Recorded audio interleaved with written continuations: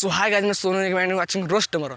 तो भाई लोग आज की वीडियो में बहुत गाना फारक होने वाला, शुरू से अंत तक देखिए। अगर हमारे चैनल के सब्सक्राइब में तो हैंड रखो चाहे हैंड रेट के सब्सक्राइब दे लो, चैनल के सब्सक्राइब करो और बेल आइकन दौड़ा का बेल लगे। अगर बहुत जल्दी से वीडियो तुम्हारे पास जल्दी से पहुंच जाए तो भाई लोग ये वीडियो बना के एक मकसद बा कि आप लोगों के हंसा खाती हंसाओ खाती देख के एंजॉय लिया जाए, मजा लिया जाए, बाद में देख के भुला जाए।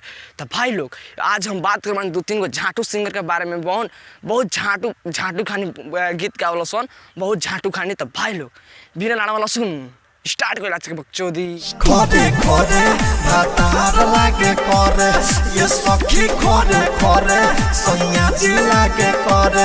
अरे रत्नेश भैया उ तो हम देखतनी खड़े खड़े पेलता अखिया में लान देखे पेले की सुता का पेलता, हम देखतनी खड़े खड़े पेलता। आगे तनी बोलता, आगे बोलता पलंगिया चबा चबा हिलता है, मजा जन्नत का मिलता है। अरे भाई लोग तो हनियो को देखो तर काम एंगल से कि खड़े खड़े मारवातिया। अरे तो आन्हरो एक बानरो रोइनु तो उन्हें कहे कि सुतवा के पेलवातिया। लगे डर की धन दुबरईबू हो जब पियावा के लगे सुतईबू हो। अरे कैसे मोटा के सरौते ला चाट के मोटा गल सरौते तरह लौकत नहीं कहती पलंगिया पर बार बार लेते हैं हम पिल के मोटा पेलवा मोटाते हैं सरौते तरह लौकत नहीं खे भौजी ला चाट के मोटाइल बिया। टचुआ के सैया बरस से साफ कर देले बोला कि हे टचुआ के सैया बरस से साफ करेले के चुआ के सैया साफ करेले। अरे तार बहनचोद भौजी आगवाली साफ करला कि पिछवाली झाड़ा मेल साफ कर ले तार बहनचोद भौजी तनी हमरो बताओ तो कह तरह सरौत में कलगेट चुआ के साफ करेले तार बहनचोद तू।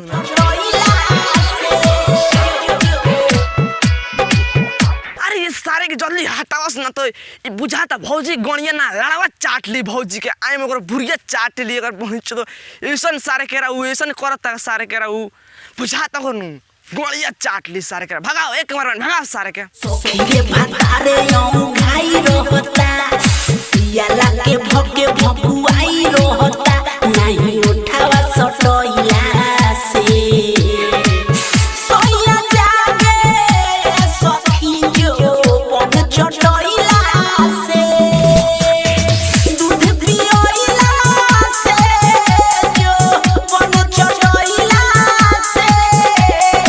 अरे भाई लोग तनिक सुनला जानू जबन चटावला से उठ जाता एक ला चटा दे एक बार टंडना के सारे केरा उठ जाई। दूध पियोइला से जो पग चटोइला से। अरे कैमरा मन सारे केरा हटा ये गाना का हटा लगा तोरा गणिया में हिस्सा हमारा हुर दे सारे हटा जल सुतब नाही चौकी पर राजा जी सुतल न लौकी पर राजा जी सुतब नाही चौकी पर राजा जी सुतल न लौकी पर राजा जी। लौकी पर सुतब ना राजा जी बैठा लो अपना लौकी पर राजा जी। अरे तार बहनचोद बहुत सीधा सीधा कोई देनु लगा पर बैठ सुता लो दू बेर हिला दो तार बहनचोद कि पनपना पे एक बार ओंघी लाग दे तार। बस भाई लोग आज के लिए इतना बकचोद फिर मिल रही ना नेक्स्ट वीडियो में। जाए से पहले बात कर लें ये वीडियो को बस एगो दिल दिमाग और फेंकड़ा उड़ा मत ले जान और एक देख के भुला जाए और मजा लिए जान। तो भाई लोग अगर हमारे चैनल सब्सक्राइब कर बेल आइकन दौड़ा का पेल लगी जल्दी वीडियो चले। तो भाई लोग तब जाता नहीं फिर मिल रहा है नेक्स्ट वीडियो में।